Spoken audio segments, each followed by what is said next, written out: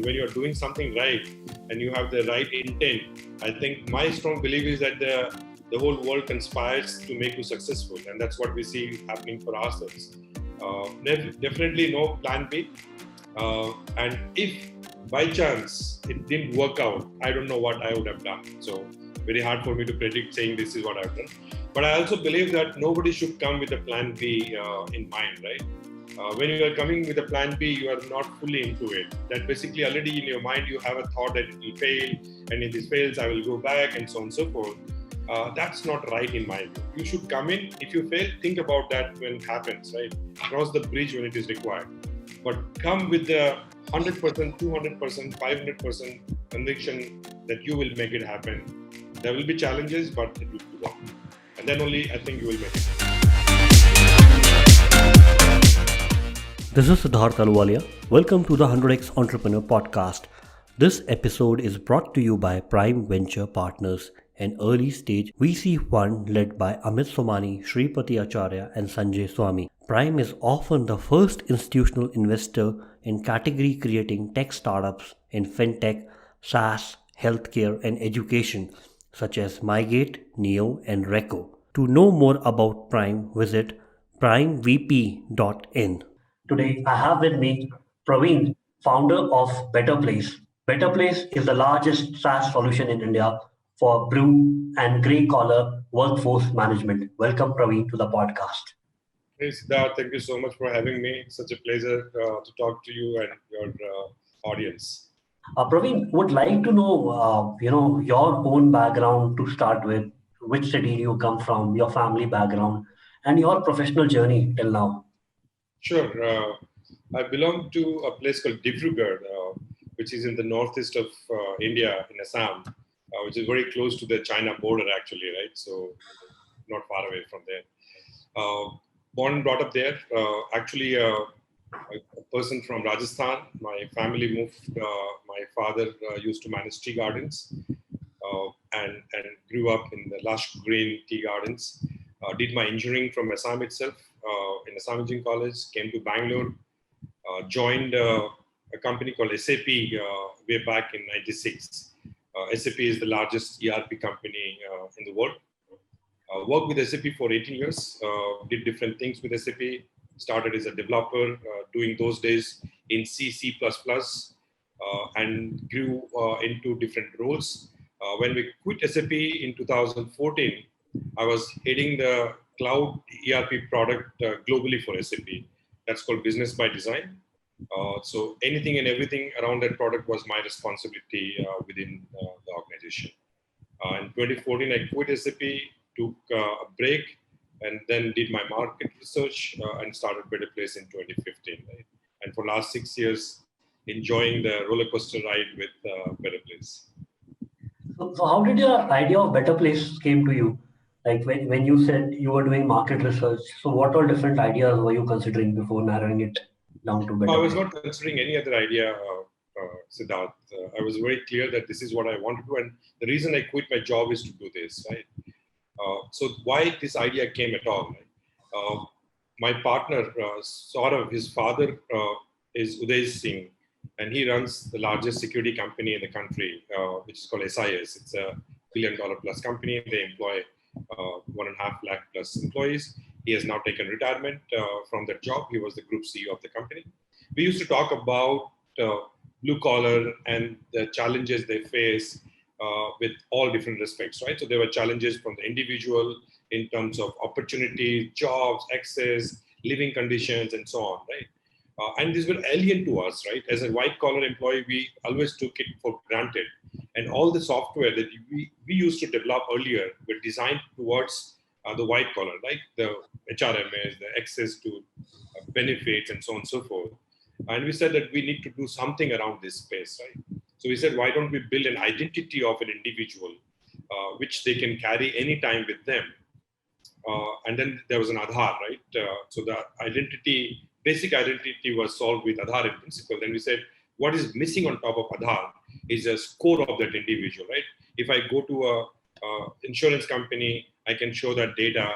If I go to a credit company, I can get a credit and so on and so forth. So we will talk about that as we go along.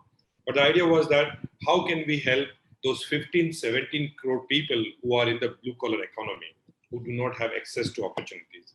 And while doing the research, we realized that the biggest challenge is building the data about those individuals, right? And that's where the genesis of workforce management solution came in. So what we do is that we provide the workforce management solution. Using that, we build the data, and then we provide access as a platform to individuals to access various opportunities, right? So that's where the workforce management solution came into picture as a SaaS software. So can you share in detail what are the different problems you solve via workforce management solution and also how you solve it? Sure. So we define workforce management solution from a blue collar enterprise into 5 categories, right? The first problem is how do you source and onboard an individual, right? In blue collar, this is a fragmented industry. It's very distributed as well. If you look at a company with, let's say, 10,000 employees in a security guard company, they might be operating out of 150 different locations, right? So it's not a very centralized one or two workplace kind of thing, right? And attrition is very high.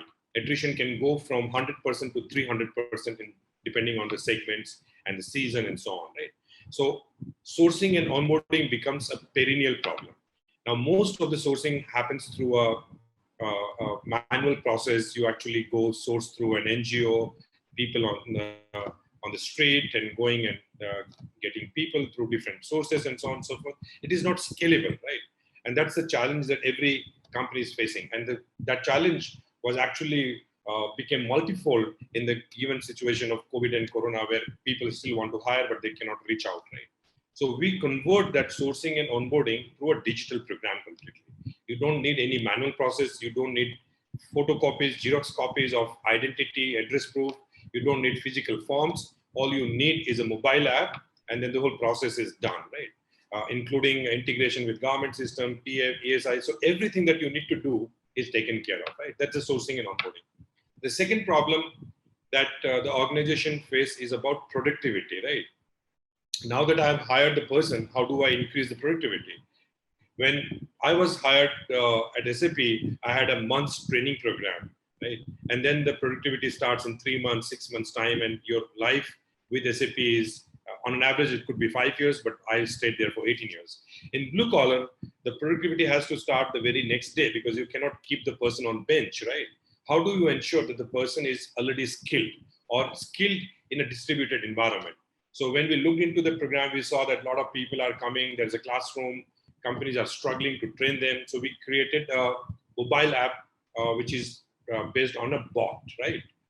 And now that bot takes care of upskilling the person based on their need, right? It could be learning as simple as English words to financial literacy to how to manage your app or work or learning something different that you would like to, right? And this is done through a bot and interactive model. So a person can learn whenever they want. But skilling is not the only thing in productivity. Productivity also has, I need a resource today and I get it. Tomorrow I don't need it. So I don't want to create a bench strength. So how do you ensure flexible resource availability to an enterprise, right? I get it when I need it. So for example, if you go to let's say a food and beverages company like McDonald's or big Burger King, right? They have a huge demand on the weekends, like Friday and Saturday. They need more people during that time rather than having them every day, right? Now, how do you ensure that I have the people during that time? So that's the flexible staffing. That is also adds to productivity. So we take care of that part as well, right? So that's the productivity. And there are other parameters on attrition forecasting. How do you project your hiring and attrition for future, and then you plan your resources accordingly, right?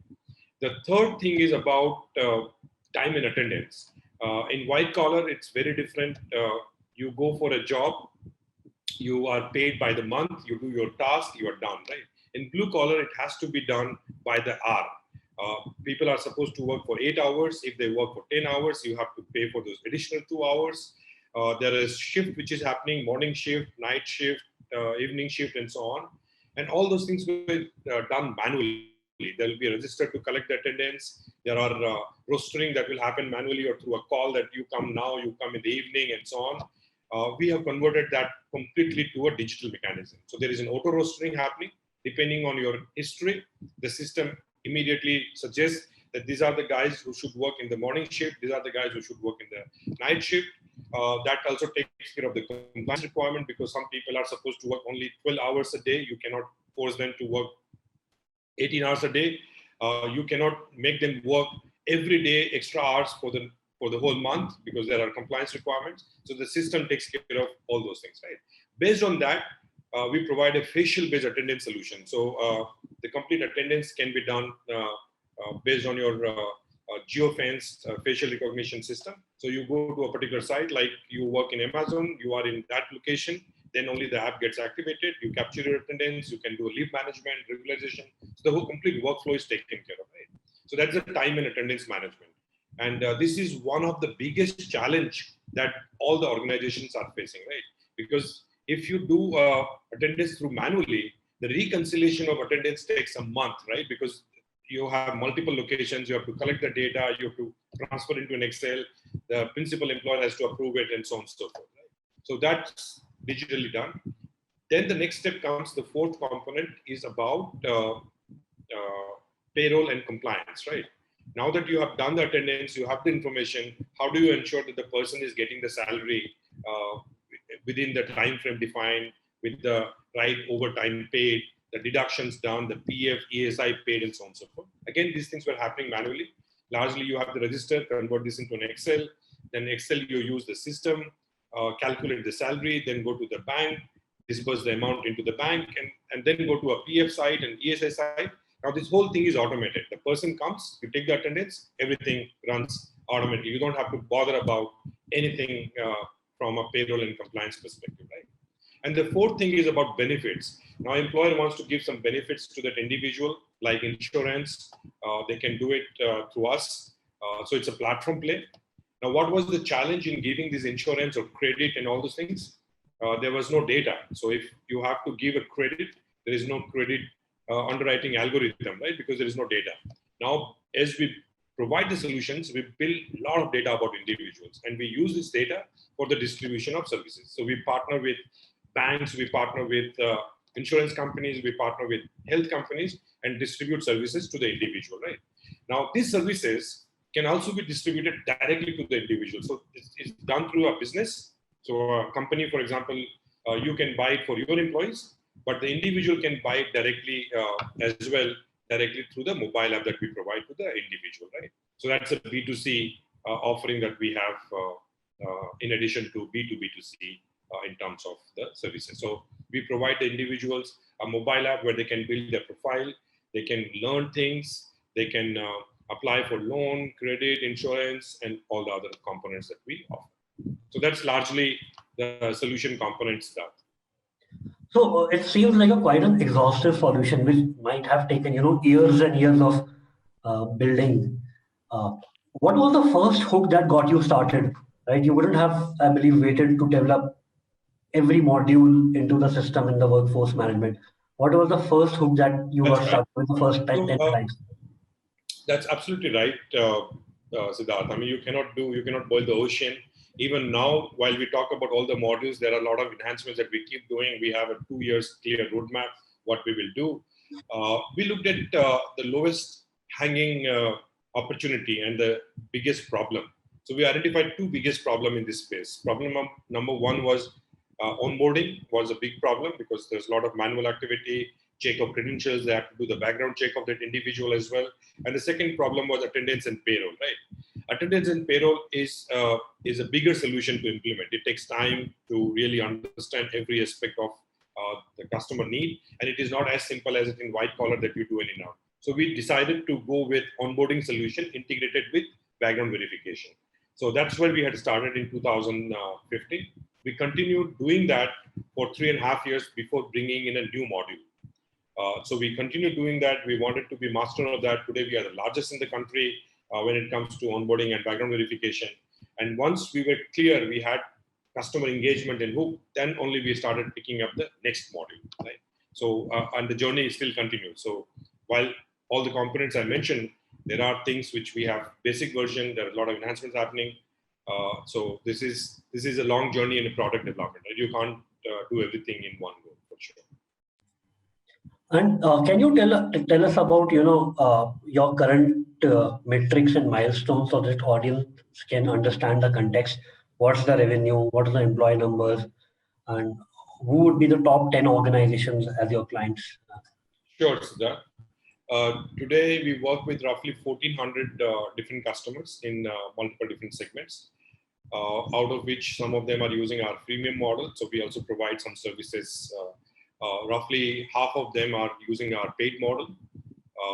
We manage roughly 20 lakh people through our platform year on year right now, for our customers, right? And they use different models. So not necessarily that every customer is using all the models. And we do a revenue of roughly 10 million in ARR today. And that's one part of the solution, right? On the other hand, we also have job seekers in our platform who are looking for a new job. We have roughly 1.28 crore job seekers in our platform today who are applying for different jobs on a daily basis, right, for our customer requirements. So that's largely where we stand today from key metrics. So number of customers, revenue, number of people that we manage, and the services that we distribute to our individuals. These are the four key matrices that we measure on a monthly basis. And can you share your fundraising journey? Like, when was the time you raised your first round, and what have been the subsequent rounds? What were Sure. the challenges in that journey? So let me start with the challenges, right? Blue collar is not a glamorous area, right? It's not the sexiest area. And when we started in 2015, there were not many companies doing anything in the blue collar space, right? Today, fortunately, you see many more companies like Work India, Apna, and there are fintech companies, Shubh Loan, there are training companies and so on. But those days, there was hardly anything. So the challenge for us was educating the investors that there is a play, while there is a purpose in our mind to impact the life of 15 crore people in the country, but there is a business as well, right? You can do roughly 7,000 rupees per person per year revenue. And if you have 15 crore people, you're talking about billions of money in revenue, right? So we had to take our time, educate people on how this business will run, because there were no role models. There was no a company that can be said that, okay, it is how done in US or China, and no reference in India itself. So we were the first ones to come into this space, right? So that was the challenge. But fortunately, in last year and a half, that is gone. There's a lot of interest in this space. There's a lot more money coming in, a lot of scope happening. We started our fundraise. So we funded ourselves. Both Saurabh and I did the initial funding in the company, and we continued running it. We did our first institutional raise in 2016 with Unitas Capital and Lalitesh. Lalitesh is the guy who was head of Google India earlier, and he's also known as the creator of Google Maps. So he brought in a lot of interest. And then Neeraj also participated through VH Capital. Neeraj Arora, who is the WhatsApp guy.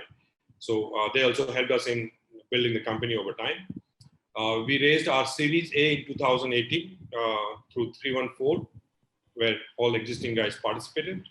And then we did our Series B last year in October, during the pandemic time, when everybody was hit with the business, right? There was job losses, people were migrating back, especially in our segment. But fortunately, we could show growth, and there was investment coming in. And we have done all together roughly 17 million of raise so far. Yeah, that has helped us to reach those 10 million in ARR as a healthy growth that we have shown. And what would be the current growth year on year, if you can share that? We are growing more than 100% year on year, Siddharth, right now. We overall in last 5 years, we have grown roughly 30x, not accounting the 0-1, right, the beginning. And we will continue to grow. I mean, if you look at our current projections, we'll be at 130, 140% from a growth point of view. In a B2B, it's very easy to predict the growth as well, because you know the work orders, you have the contracts, and so on. And I think 120, 130 in an organic growth is very sound growth. What we are also doing is some inorganic opportunities we are looking at, and we are also in the inorganic path. I think with that we might grow 170 to 200% this year from a numbers perspective. So biggest point for me, from your journey is you built a very unique company, SaaS solution for India from India, a 10 million ARR SaaS, like which is almost unheard of in other companies. Uh, were you asked this question like build SaaS for global? Why are you building for India? And India isn't a deep market. No, I think when we started, I always look at the business as an impact and the purpose, right? And we looked at people. So there are 15 to 17 crore people, and how can we help them, right? And then we looked at that, can it be a sustainable business, right? Then we looked at the numbers that the companies are spending today. That companies are spending roughly 20,000 rupees per person per year, right? Already spending. So we are not asking for the new money. This is the money being spent. So we went to the companies, some of these companies as part of our research and said, why are you spending 20,000? I will do this thing at 7,000, 10,000 rupees or so, right? And you will save 10,000 rupees. So they said, why not? I mean, if you can give us a solution, we will be happy. So that's where we started doing it. So now you look at 15 crore people, right? And if you do 20,000 rupees per person, that's roughly $30 billion of spend that is happening. We are talking about, even if you do 1 crore people in a year with 1,000 rupees of revenue per person per year, it's 1,000 crore rupees of revenue, right? So opportunity wise, it's pretty large. The spend is already happening, right? So it was not a big challenge to do only for India from a size point of view. But yes, I was always asked this question that why India, why not other countries, developed countries where the pricing point is very high, the margins could go up. The gross margin in India is always a challenge compared to other countries.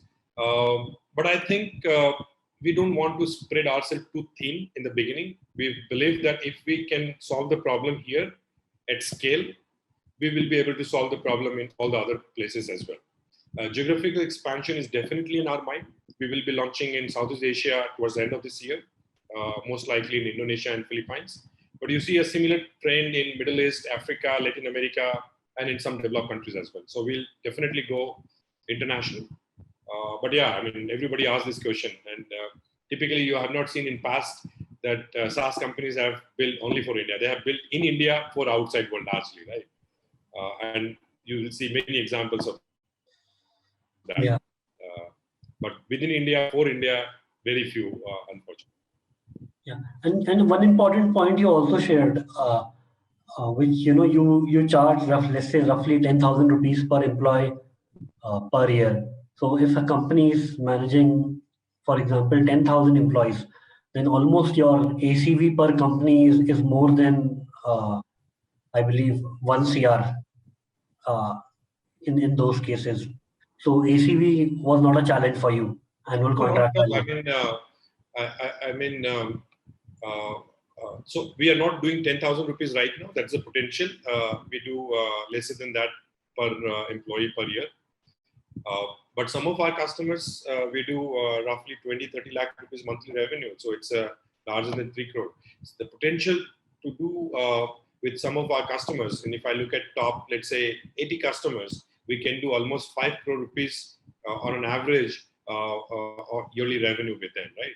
So the opportunity size per customer is pretty large. It is not a small opportunity. I mean, there are companies, I was surprised when I was doing my research and I never expected that, but this is what the situation is. There are security companies with 10,000 employees and there are many of those, right? There are companies with 20,000, 30,000 employees, right? If you look at the new age aggregators or delivery companies, they have 100,000 plus employees, right?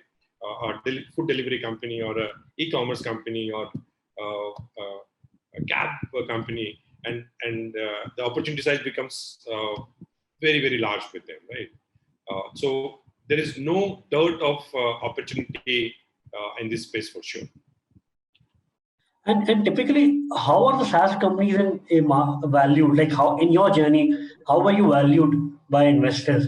Was it based on ARR and at what this current climate, right? So bull market, in spite of pandemic, how are companies at 10 mil ARR building for India, for example, yourself like valued in the market?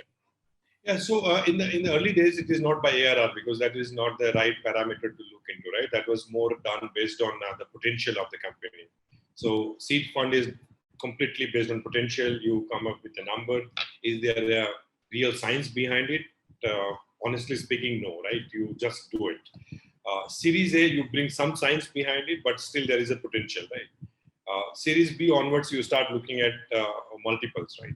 SaaS multiple could vary depending on the margin, the gross margin, and other things could vary between 8 to 12, right? If you have exponential growth, then it could go up to 15x as well. So it depends on your revenue. It depends on the gross margin and the growth, yearly growth, right? And the variation could be between 8 to 15. On average, in the market that you will see, where the companies are listed and so on ARR, it will be around 6 to 8. So anything between 8 and above is a very good number to get as a multiple in a SaaS business. But don't you think that's unfair for Indian companies to be valued at that, whereas peers in US are getting valued at 50x, 100x in SaaS? No, there are no companies. It depends on. I'm not aware of any company that is valued at 100x, right? But that might be on the gross margin then, or it might be on the net EBITDA, right? 100x is definitely not the case. It is only done when you, like I said, in the initial stage, you don't value on the revenue, but you value on the potential and you put in money. Then they are not using revenue as the multiple. They're only using potential as a multiple, and then people pump in money, right? But if once you start in the revenue segment, of course it's a multiple. But yes, I mean there are sometimes in US you get a higher multiple. The second thing is that the revenue per person is also higher there, right? Because so if I work with 20 lakh people and if I do the same thing in US with 20 lakh people, I would be valued more than $1 billion already, right? Because the size of the company and the multiple that you can get, right? Here it will be lesser. So I mean sometimes it is what it is, right? I mean you can't change that. Yeah, because just a recent example, like Snowflake went public in US Yeah, at. that's unbelievable. It's amazing. And Praveen, help us understand, right? You had already 18 years of experience in your bucket when you started. What were the things that you learned from your experience that could, you know, help you build a sustainable company? Because one of the first goals, as you shared, was that rest, growth, So I and think when we started, we looked into 3-4 things, Siddharth, and we said this is what we will always practice. Number one, that we will focus on customer value building. If we have customer value, we can price it right. We will not go and sell $1 for 90 cents. So it is not about that you are doing at 100 rupees, I will do at 10 rupees, I will just acquire customer. We will not do that, right? So customer value is very important. That's the first thing that we follow. So the business itself has to be sustainable. So in principle, we are always, we don't burn much money. The burn that we do is only coming in our investment, not for running the business, right? Running the business, we run in profitability. Right? So that's the first thing that we look into. So customer value and then price it correct. The second thing that we looked into is that you cannot boil the ocean. You cannot do everything on day one. You have to go step by step, and you have to ensure that you bring the lowest hanging opportunity and you get loyalty with your customer. So that's the second thing that we looked into. The third thing that we looked into is that the founders, two of us, Saurav and me, can only do as much, right? Because it's a knowledge issue, is the bandwidth issue. You need a strong team in place who can run the business. So that's the third thing that we brought in, and we gave them full power to run however they run. Right? And fourth thing that we looked into is that as you build business, you have to keep in mind your share of wallet always that you can get with the customer. So how do you increase your revenue per customer or per individual as you go along the journey? Because that's a critical thing. That's the fourth thing that we focused on. The fifth thing that I have realized that today in brand plays a how your customer treats you as a brand. And we believe that if we want to be a leader, we should behave like a leader, right? So when you take over some role, it is not only about taking a job of a customer, you are also trying to solve their problem, right? So the brand building, the trust building has to be very, very strong. And that's the fifth element that we focus on.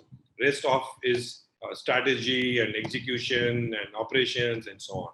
But these are the 5 very important principles that we work on from our strategy overall perspective. And you were also able to bring one of your early angel investors, Lalithesh, full time in the company as a director. Yeah, so that was very helpful, Siddharth. I mean, he was not full time. He was a director in the company, and he was spending a lot of time with us. He has his own philanthropic activities and doing multiple other things as well. But bringing him was very, very useful. He has built large systems with Google Map and other things. He understands technology like nobody else that I have seen. He understands strategy very well. So he helped us in the beginning shape up the company a lot from technical point of view, from strategy point of view, from long-term perspective. Few things that he always told us that uh, make the foundation strong and then go big. But don't go big when the foundation is not strong, because then when you fall, it's very difficult to rise, right? Multiple times. But if your foundation is strong, even if you fall, it's very easy to stand up, right? So those are the basic principles which I learned, and he reiterated that.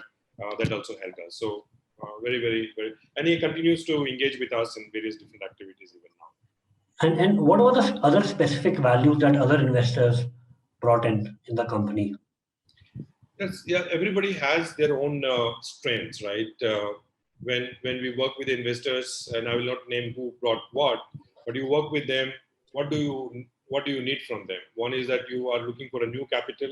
Can they bring capital themselves, or they bring investors who can bring new capital? I think we were fortunate enough to have the right partners with us. They're always helping us to get new capital in the company. How to tell the story, what are the PPTs, how to reach out to investors, new investors, and so on. Right? So that's very helpful. And each one of them has helped us in that. Right? Second is that they have their own network of enterprises where we can pitch our solution, right? So connection with the customers or the network of customers, that also helped us, right? So opening some doors which might be difficult or which might take longer otherwise, right? They helped us to open those doors in the early stage. So that was second thing very useful. They have a bigger perspective than we have, right, on various different aspects. We work with only one company, right, and we have only one view. They have multiple companies in their portfolio. They understand the ups and downs, right? So they bring that experience. Let's say when the pandemic happened, we were going ahead with our plan, but they came back and said, this is what is happening in India, in China, in US. These are the things that you should look at. How do you manage your costs? So there are a lot of experience they have looking at different companies, different situations, ups and downs, and bring that experience into the company. Sometimes you become very bullish, saying, or very optimistic as a founder, and typically very optimistic always, and you want to go to the moon, right? But then somebody has to pull you down and say, let's be on Earth as long as possible, fly as much as you can, right? I think they give the right advice and play the devil's advocate at times when you are too optimistic with your views. Besides that, I think they are partners for us in strategy, in organizational structure, in what should we do in hiring right talent. They have helped us a lot in bringing right talent, because they also, again, as I said, some of our best talent we hired through their connections. Our CTO was hired through one of the connections, our individual. Our CPO is hired through our investor. So some of the best talents were also hired through the network of our investors. So multiple different fronts. And I think it always adds value when you are having a partnership rather than a founder and investor relationship. You should have a partnership relationship with your investors, and that really plays well. Praveen, can you share the top 3 mistakes you made in building BetterPlace that you could advise to your fellow entrepreneur not to commit those? There are many actually, Siddharth. I don't know which ones to start with naming. But if I have to redo everything from scratch, right? What are the things that I will do differently? The first thing I will do is that when we started building our team, we thought Saurabh and I can do large part of it and bring the senior executives at a later stage, right? If I have to do it again, I will actually bring some of the key talents at the very beginning of the company. And I think we were 1.5 years, 2 years delayed in that path, right? I think that key talent gives you the bandwidth, gives you the different views, different skills, different perspectives. So that's something I will definitely do. The second thing that if I have to do differently compared to what we are today, I will actually start looking at our customers deeper, and rather than going with 700 or 800 customers, I would have rather focused on 100 customers and went deeper into those customers and then expanded to multiple customers, right? So sometimes it is more, I mean, it's a strategy discussion. You want to go to 100 customers with the same solution, or you want to go 10 customers with multiple solutions, right? So that's a strategy discussion, but this is what I would do, that I would build more annuity and loyalty with my customer than otherwise, right? The third thing I think we could have done far better, which we didn't do. Like I said, that branding and marketing is something we had learned and we wanted to invest, but we didn't do enough in the first 3 years, right? We didn't have any events organized. We didn't talk about our videos, no YouTube channel, no media coverage, and so on and so forth. I think it was hard for us to convince also our customers in the beginning that there is something called BetterPlace is in existence, right? There's something called, so the awareness has to be much larger, which also helps you to your investors' awareness as well your customer awareness. I think these are the three things at a very high level. But if you go deeper into it, one thing that we did our mistake, and I will definitely not repeat, and I'll suggest everyone not to do it. When we were building our technology, we looked into the inputs and we always focus on that, build it, then we will see how to integrate everything and the UI and everything. Focus on user experience and integration on day one, right? Now after 5 years, we are redoing our UI completely. That's an expensive process that I will never repeat again, right? So, and there are architectural changes that we have done for scale. So we assume that we will have 10,000 or 50,000 users, but when we have 20 lakh users, our scale was not there.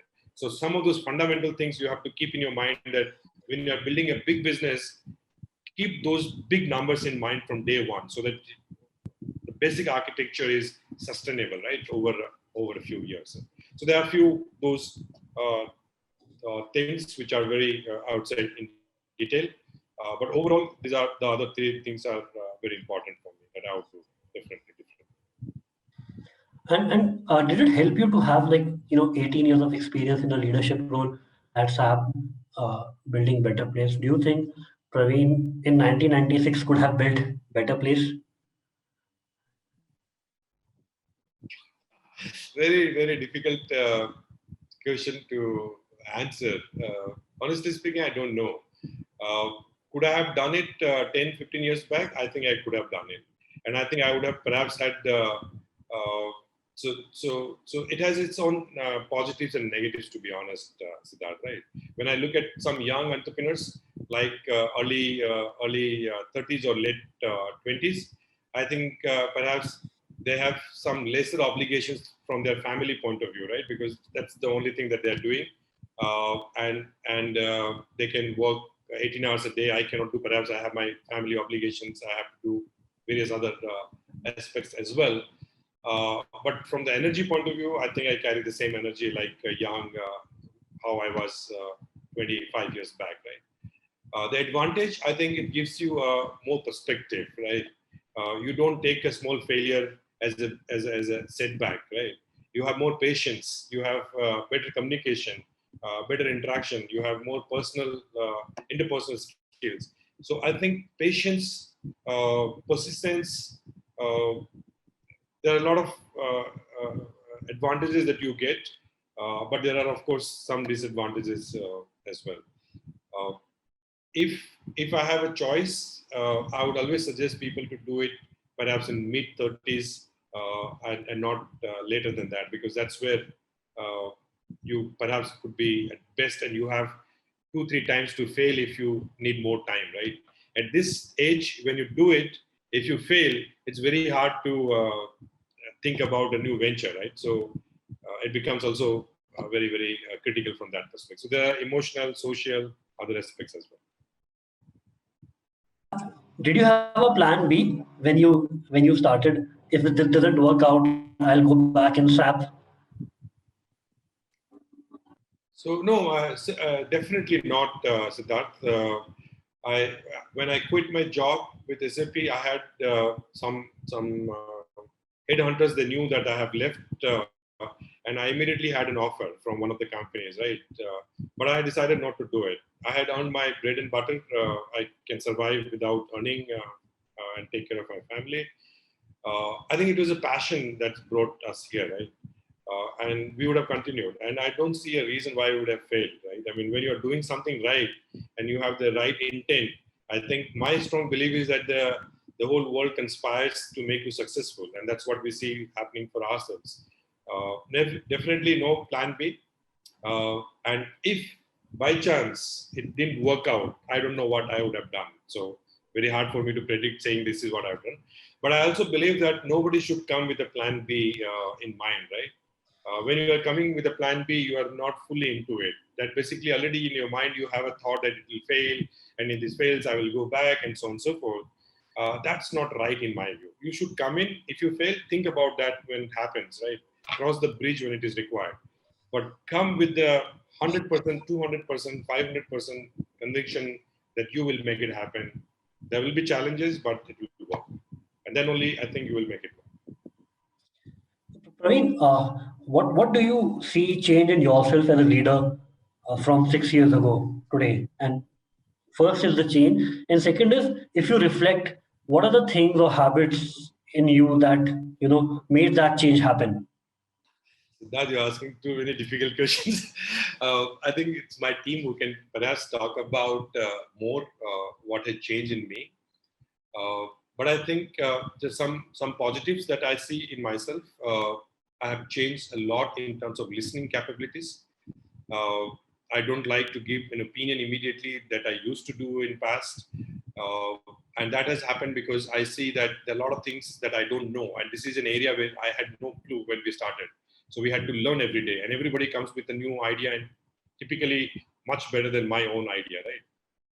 So I think I'm a better and more. I would say patient listener these days. Second thing is that I have perhaps a bigger perspective than I used to think. Right, when you are working, you are always having your 3 months, 12 months in your mind. You're not thinking about 5 years, 10 years. You're not thinking about changing the world every time. Right. Today, I actually have a much deeper understanding of the industry. I believe that I can contribute towards blue collar. I have my own opinion. I want to build that category. I want to disrupt it, and I get more knowledge around it. Right, so I can add more value around this whole topic itself. Third thing in my leadership style that has changed is that I used to interact largely with my management team in past, right? When I had my career, I think that does not work when you are an entrepreneur. You have to interact with your management team, but you have to be on the shop floor as well. You have to understand everyone's problem, and might be you can't solve every problem, but you need to know what are the problems and how can you work together to solve it, right? So I think I'm more engaged with people across the organization than I used to be. Uh, yeah, and there are a few other traits which have changed in me for sure in terms of my communication. Working, I never did sales in past as part of my SAP role. I was everything but sales. And BetterPlace, we started with sales. So I also think that sometimes your weakness is only a weakness because you think it is a weakness, right? When you start working on it or you start taking it as a challenge, it does not stay as a weakness. So there are a few things have changed, but there are some negatives as well. Honestly speaking, while I'm very patient and I'm a good listener, I think so. Sometimes I don't have the patience as well, right? Because you are seeing an opportunity and is missing out, and you are running behind it, and suddenly you lose your cool. Unfortunately, that's a negative thing that started happening. I started losing my control many times in conversations. But a lot of people reminded me that that's not right, and my colleagues told my people said, and I have started changing that through meditation and other things. So, yeah, I mean, you'll have to ask my team to be honest that what has changed me. And now, do you think about the next 5 years? Like, how do you the kind of impact you want to make in the next 5 years, or even let's say 5 years is too much, then next 2 years? Yeah, we have clear picture on what we want to do in next 3 years. If I give you that, we want to touch a crore people every year. Uh, Out of that 1 crore people, we want to enable at least 30 lakh people where they have access to credit, insurance, telemedicine, and skilling, upskilling opportunities. So we want to ensure that 30 lakh people of that 1 crore. 1 crore is what we manage through our workforce management. But overall, 30 lakh people definitely has credit and all the other benefits to them. And I think we would like to be in, other than India, in 3 other countries, which is largely Southeast Asia and Middle East. So it's Indonesia, Philippines, might be Vietnam, and Dubai, right? So that's where we want to be.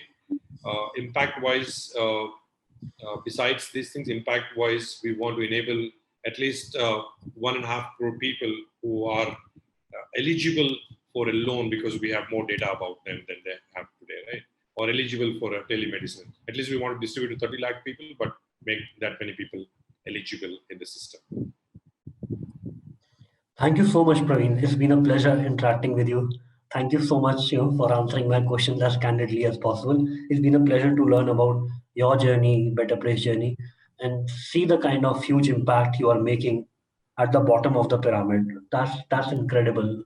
Uh, Thank you, Siddharth. Lovely speaking to you, and thank you so much for those tough questions. Really appreciate it. Have a good day. Take care. Bye bye.